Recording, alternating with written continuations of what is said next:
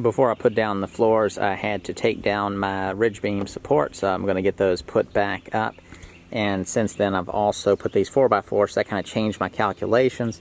So I've had to make some adjustments. But you can just look up ridge beam height calculator, and there's some different solutions on the internet to solve that problem. I might screenshot my little image of the what I had to input into it and the results I got back. But it's pretty cool how it works.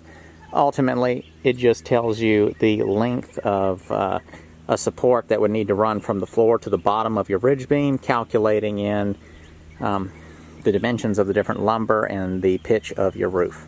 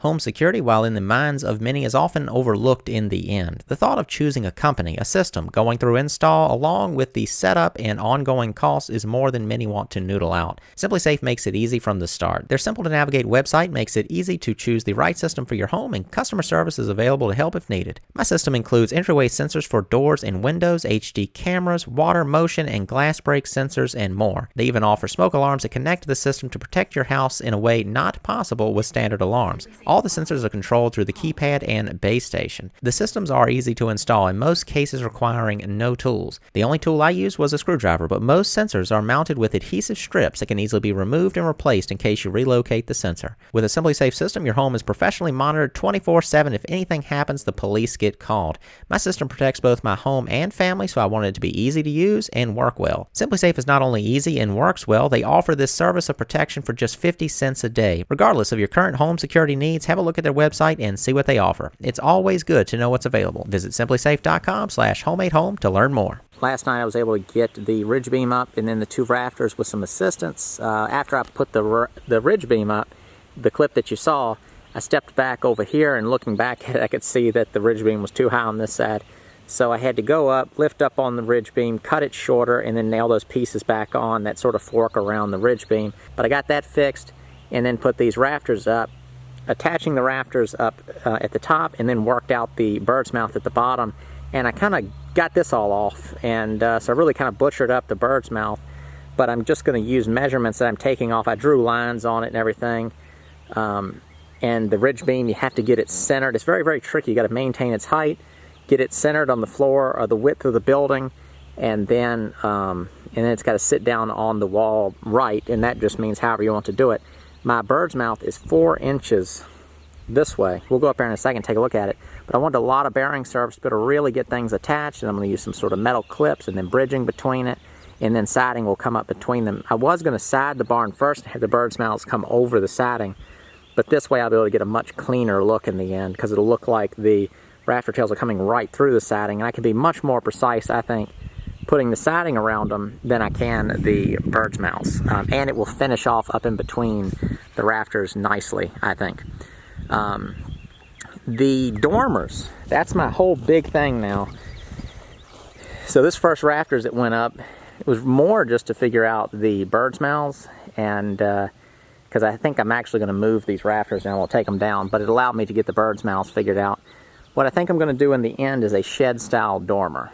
And at first I was thinking it was kind of a compromise for a couple reasons, but now in every way I like it more. I think I'm going to like the way it looks more, as well as the building of it, the interior space, and the way it's going to look from the outside.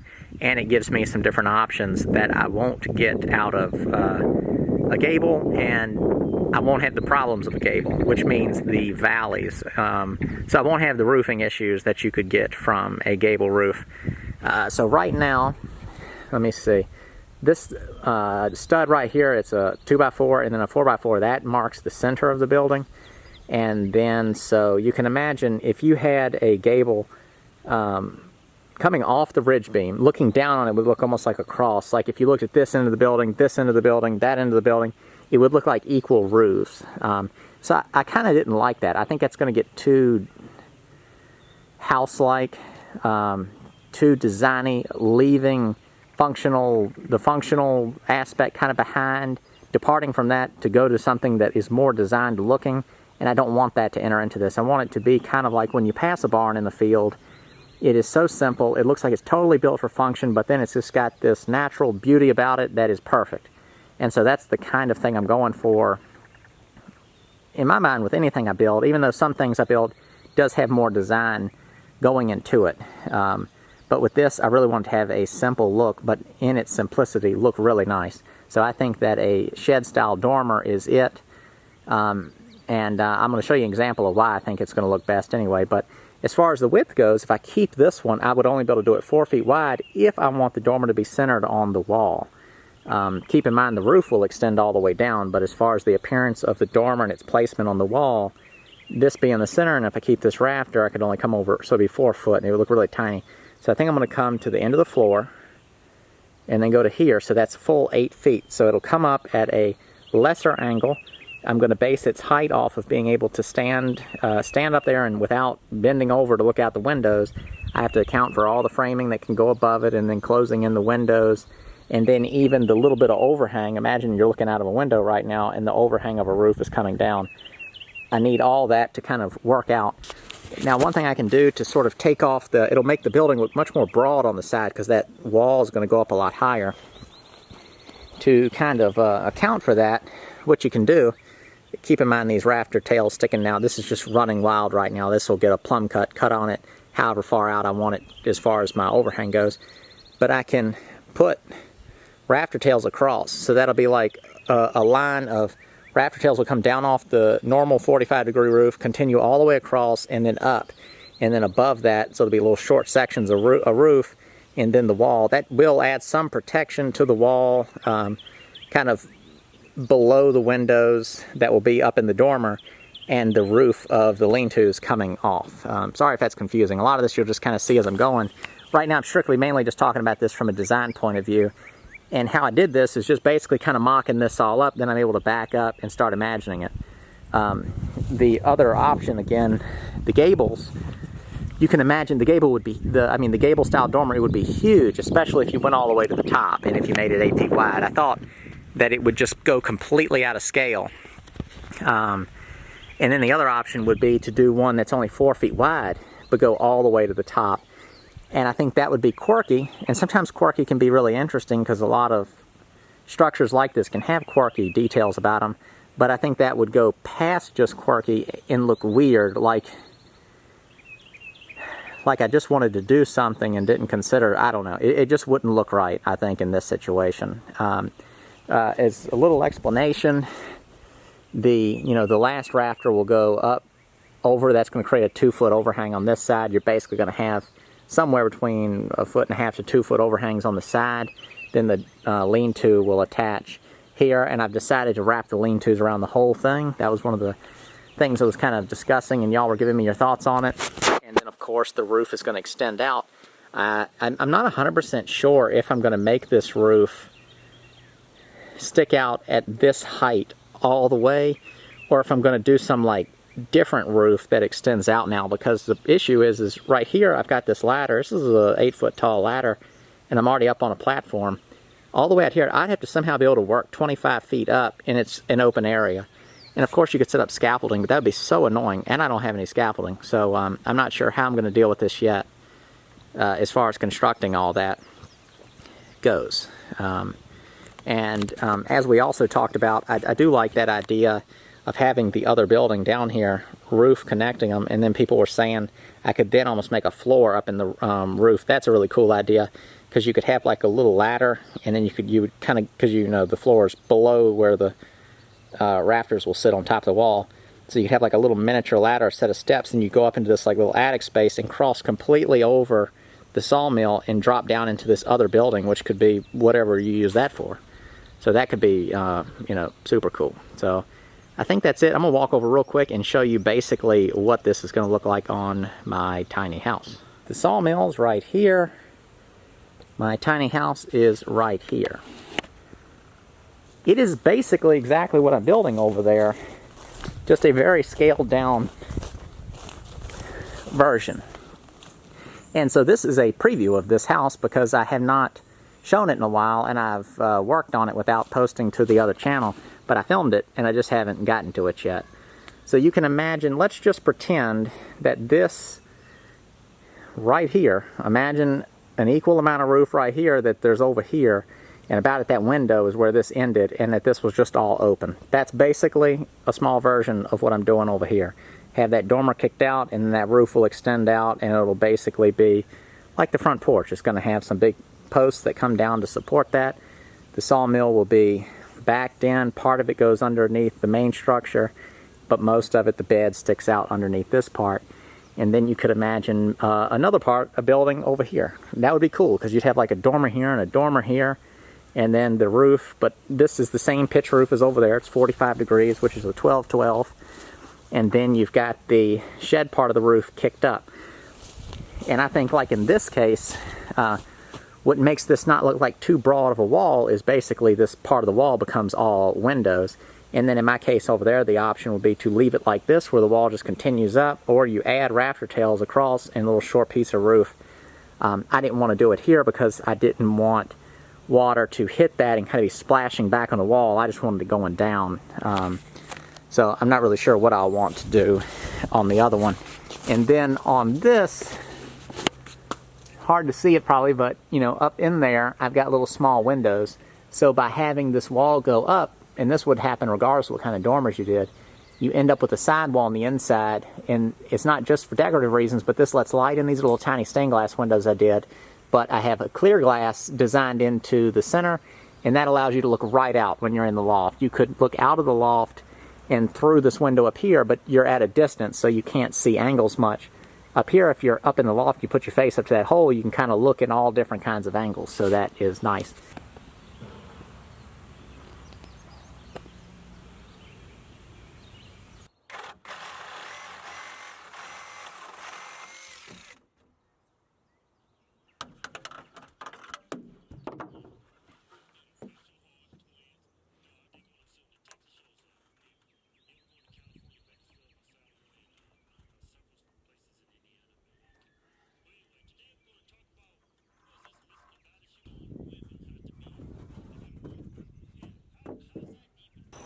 It took some messing around and measuring and marking, but I got it figured out. Here is the first bird's mouth, which I made a mess of, but basically it gave me these lines right here to work with and some measurements. Then I was able to take it and transfer it on to some others, and got one perfect, and then I can use that as a template to mark out the rest. I also, though, need to figure out the plumb cut that will establish the overhang. So I'm going to go ahead and stand these two up and then figure out how much overhang I want, do that plumb cut. Then I'm going to take one of these down on the ground where I have all of my other 2x6s and get them all cut out down there and just bring them up and nail them in place.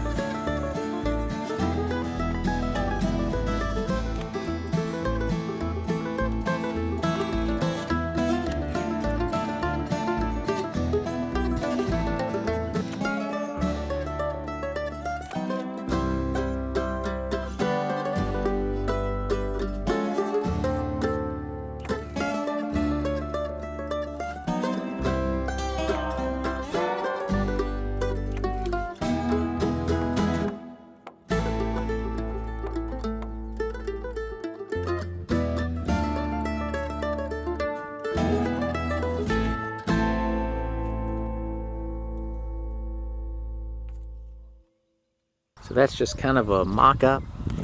You'd have to imagine this is a 2x6, and then this would be dropped down, and you know, with the cut that attaches to the rafter there, I mean the ridge beam. So what this is basically giving me 4 feet from the top of the current wall up to what the rafters would sit on. So something around in there. I'm holding this right at my eye level. and this is what you see. So you can imagine that line going across this, so you'll be able to walk up to the windows and see the full, landscape. And then you're going to have a plumb cut on the rafters, but there's not going to be a fascia board. So, meaning that the rafter will just come down. This one hasn't been cut yet, but you'll be able to see right through the rafters. You'll have the decking on top that the metal is attached to, but you'll be able to see those rafter tails but look right through it. So, somewhere around here would give you that view. And of course, if you are shorter, you're going to get even more. Here's a view from here. You got to imagine it. It's kind of like sketching with scrap wood right now. But this would be continuing out. You would never even really look at it from that angle. Let's go from right here. So you can see that rafter tail down there. This one will be cut off flush, and then these would cut off flush, so the drip line of the roof would be equal. And this roof would run out. Let's see. Let's look for the good angle. It all looks good for me. Doesn't always look the same on the camera. Let's look at it from over here. Oh yeah, let's silhouette this. Oh yeah. So you can imagine that's the roof line, then that dormer, and there's be another one here and drop back down.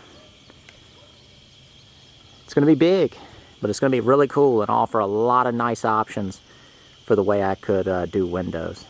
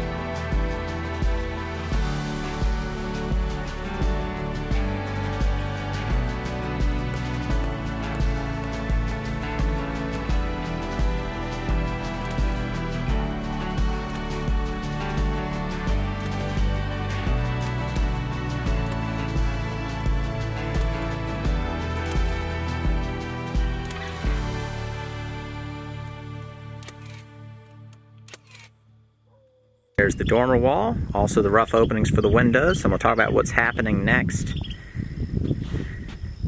Here's the other one. So up next is putting the top plate on this wall, which is also a 4x4. The 4x4 will stick out to create the overhang on both sides. Needed to be 16 feet long. So I went and milled some trees up. One was a dead tree, one was a live tree. These are about 16.5 feet right now, so I'm going to get them up here and trim it out to exactly how long I want it. I'm going to go with 2-foot overhangs at first, but then I may end up changing my mind and doing 1-foot overhangs on the dormer. I think I'm going 2-foot overhangs. So yeah, and then soon I'll be starting to make my windows. I wanted it to where when you walked right up to the center of this wall, there was no obstruction. So I went with 3 windows, which would leave the center without, the center posts for making up the rough openings. And then, with the rafter will come down here and rest on top of that 4x4. This is going to create a wall. And that's going to give me the opportunity to do some sort of windows right in, this area too. And that will allow you to look right out this way. Because one may think that you can just look out this way, but you're going to be looking up into a roof. So you'll be able to see straight out, unless I put an end wall, you'll be able to see straight out, but it's going to limit the view this way and limit the view kind of this way, unless you get kind of over into the corner and look out. But this will allow you to come right up to this spot here and just be able to easily look out versus having to come to the window and kind of look out at an angle. And it will just look nice. To get the dormer rafters figured out, I've got this 1/2 inch by 6 inch piece of pine, and I'll make a template out of that instead of having to hold a 2-inch thick piece up there. This only being a 1/2 inch dry, also it's super duper dry versus the rafters I'm using. They're pretty darn dry for pine, but not as dry as a piece this thin. I slapped my template together off camera. I'm going to stumble through an explanation of how to do this. It's just easier for me to do this off camera and then explain it. So this, again, is a 1/2 inch piece, light enough to handle. First thing I did is cut a 45-degree angle up here. It's an acute angle now, but at first it was just a 45-degree. I clamped it up here to where the point of the 45 was right at the point of this rafter, with it setting on this little 4x4. It's just here to act as a guide, because again, we're going to have a 4x4 is the top plate. Then, with this clamped, I've raised the template up and down until I got my bird's mouth. And again, the bird's mouth is the part where the rafter sits its notch to go over here. There's one right there.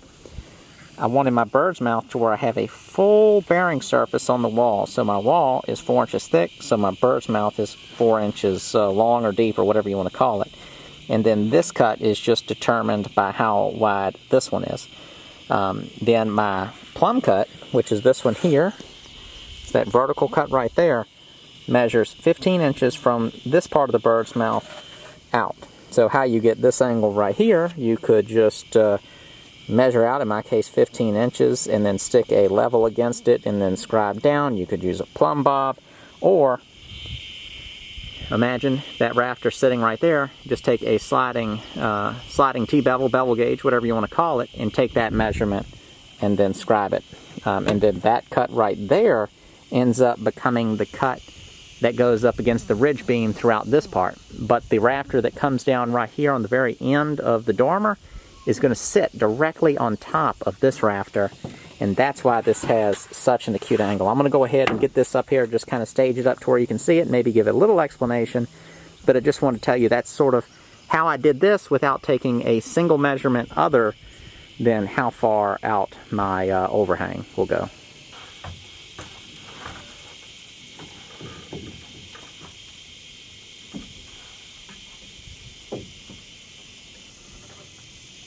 This also now shows you the height of the ceiling and then the available space within this wall.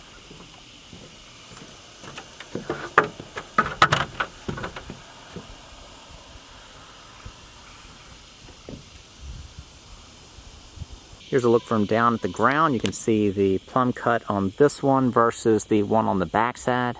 The front lower one will be cut soonish. So now I'm going to go ahead and use this one as a template to make the 4 that will go on the corners, and then using the T-bevel to make adjustments to this template, cut out all the rest. It's going to be kind of a nighttime effort. I'd rather it all be daytime, but it's hot as fire lately, extremely hot, and this is wide open in the sun, so it's really hot. I'm busy during the day doing other things, and a lot of my time isn't available to do this until the younglings are in the bed.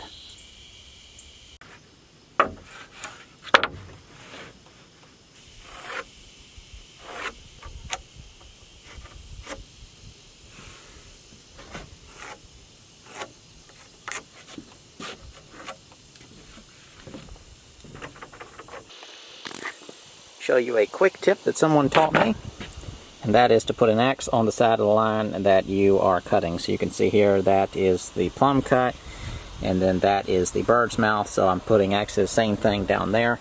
Make sure that you get on the right side of that line. If you go on the wrong side of the line, you're going to cut about 1/8 of an inch shorter. Your bird's mouth could be 1/8 of an inch bigger. Just helps things out. It's not going to make as big of a difference in rough framing, but when you get into doing finer work like interior trim work or furniture, things like that, really helps.